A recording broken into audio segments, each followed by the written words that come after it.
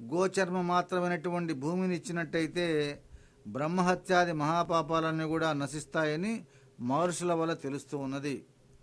గోచర్మ మాత్రమైనటువంటి భూమి అంటే 200 గోవులు 200 వృషభాలతో కలిసి పడుకుంటే ఎంత భూమి ఆక్రమించబడుతుందో అంత భూమి అన్నమాట. రాజ్యము చేసేటప్పుడు సంభవించే పాపాలు వ్రతాలు చేసినను తీర్థయాత్రలు చేసినా సరే నశించవు. భూమి దానం చేసేంత మాత్రమేనా అవన్నీ కూడా నశిస్తాయి. ఎవరైతే సస్యపూర్ణమైనటువంటి భూమిని బ్రాహ్మణులకు దానం చేస్తారో అట్టి వాళ్ళు సురాసురుల చేత పూజించబడుతూ స్వర్గలోకానికి వెళతారు. ఓ గరుత్మంతా, ఇతర దానాలన్నీ కొద్ది మాత్రమే ఫలాన్నిస్తాయి. భూదానం వల్ల కలిగేటువంటి పుణ్యం ప్రతి దినము కూడా వృద్ధి పొందుతూ ఉంటుంది. భూమిపతి అయి ఉండి కూడా ఎవడైతే బ్రాహ్మణులకు భూదానం చేయడో అతడు ఉత్తర జన్మంలో మహాదరిద్రుడవుతాడు, గృహశూన్యుడవుతాడు.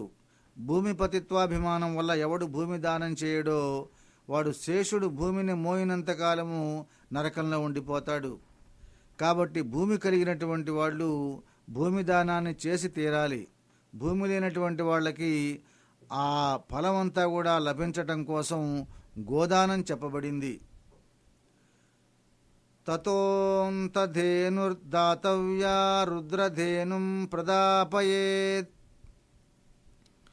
రుణధేనుం తతో దత్వా మోక్షధేనుం ప్రదాపయేత్ దద్యాద్వైతరణీ ధేనుం విశేష విధినా ఖగ తారయంతి నరంగావస్త్రివిధాచైవ పాతకాత్ బాలత్వే యచ్చ కౌమారే యత్పాపం యవ్వనే కృతం వయః పరిణితౌ యచ్చ జన్మాంతరేష్వపి యన్నిశాయాం తథా ప్రాతః యన్మధ్యాహ్నాపరాహ్నయోః సంధ్యయోర్యత్కృతం పాపం కాయేన మనసా గిరా దద్యాధేనుం సకృద్వాపి కపిలాం క్షీరసంయుతాత్ సోపస్కరాం సవత్సాం చ తపోవృత్తసమన్వితే బ్రాహ్మణే వేద విదుషి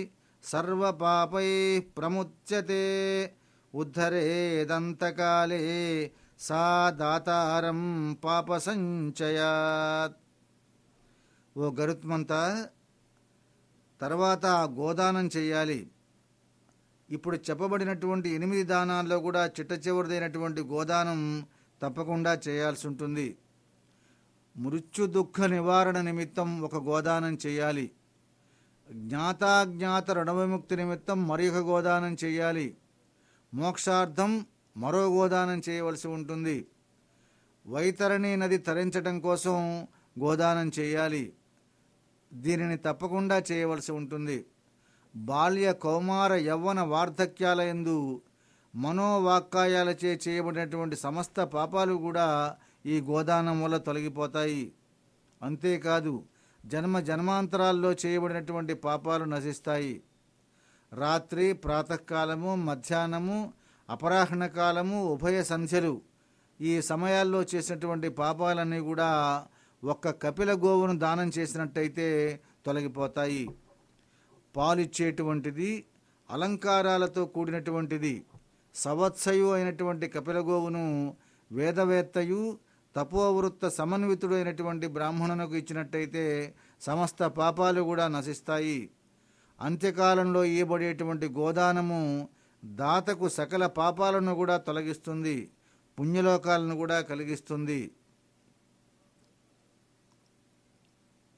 ఏకా గౌ స్వస్థచిత్తస్య యాతురస్య చ గోశతం సహస్రం మ్రియమాణస్య దత్తం చిత్త వివర్జితం మృతస్యైతత్ పునర్లక్ష్యం విధిపూతం చ తత్సమం తీర్థయాత్రా సమోపేతం దానమేకం చ లక్షధా పాత్రే దత్తం చ యద్దానం తల్లక్షగుణితం భవేత్ దాతుః ఫలమనంతస్య న పాత్రస్య పరిగ్రహః స్వాధ్యాయ హోమ సంయుక్తః పరపాక వివర్జితః రత్నపూర్ణామపి మహీం ప్రతిగృహ్య నలిప్యతే విషసీతావహౌ మంత్రవక్ని కిం దోషభాగినౌ.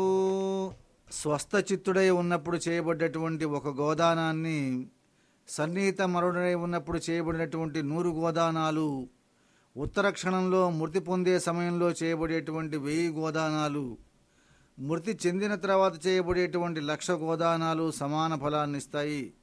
ఓ గరుత్మంత, స్థిరచిత్తము కలిగి స్వస్థతగా ఉన్నటువంటిప్పుడే గోదానం చేయవలసి ఉంటుంది. దానం చేసేటప్పుడు తత్ఫలాదులను ఎవడు కూడా అనుసంధానము చేయునో వానికి ఫల విశేషం కలుగుతుంది. పుణ్యతీర్థంలో పుణ్యకాలంలో సత్పాత్రునకు ఎవరు 1 గోదానం చేస్తారో అట్టి వాళ్ళకి 1,00,000 గోదానాలు చేసినటువంటి ఫలం లభిస్తుంది. తత్పాత్రునకు ఇవ్వబడినటువంటి దానము 1,00,000 గుణితం అవుతుంది. పాత్రభూతునకు దానం చేస్తే దాతకు ఫలము అనంతమవుతుంది. సత్పాత్రునకు ప్రతిగ్రహ దోషం లేదు. అధీత వేదుడును నిత్యాగ్నిహోత్రియు పరపాక వివర్జితుడును అయినటువంటి సత్పాత్రుడు రత్నపూర్ణైనటువంటి భూమిని ప్రతిగ్రహించినా సరే పాపాన్ని పొందడు. విషాన్ని హరించే మంత్రాలు, శీతాన్ని పోగొట్టేటువంటి వహ్నియు దోషయుక్తాలు కావు కదా.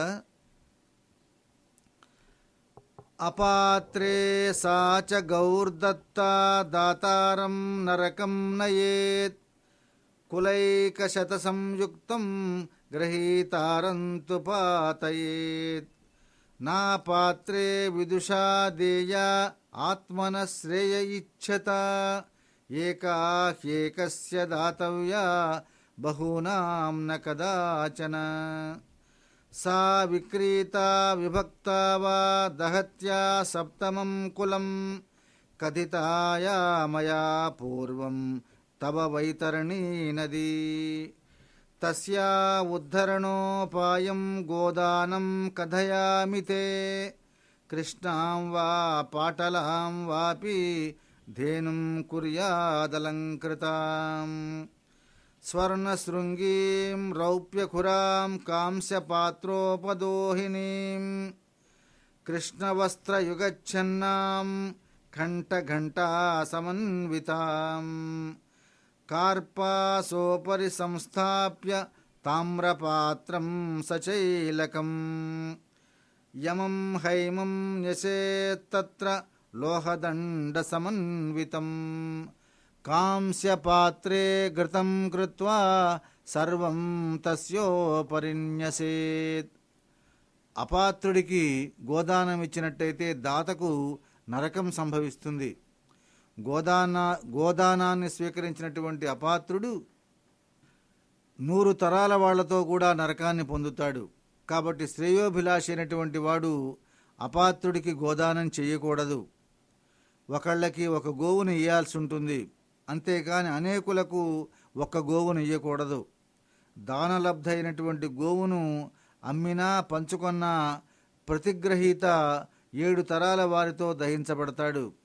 ఇక వైతరణి గోదాన విధి గురించి చెబుతాను, శ్రద్ధగా శ్రవణం చెయ్యి. శ్రీహరి చెప్పేటువంటి విషయాన్ని వైతరణి గోదాన విధి గరుత్మంతుడు శ్రద్ధాభక్తులతో శ్రవణం చేస్తూ ఉన్నాడు.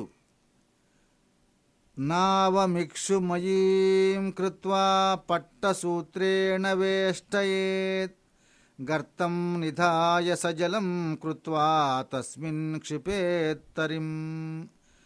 తస్యోపరి స్థితాం కృత్వా సూర్యదేహ సముద్భవాం ధేనుం సంకల్పయేత్తత్ర యథా శాస్త్ర విధానతః. చెరుకు గడలతో నావం చేసి దానికి పట్టుదారాన్ని కట్టి 1 గోతిని త్రవ్వి అందు జలాన్ని నింపి దాంట్లో నావను ఉంచి సూర్యదేహ సముద్భవ అయినటువంటి గోవును దాని మీద ఉంచి యథాశాస్త్రంగా గోదాన సంకల్పం చేయాలి.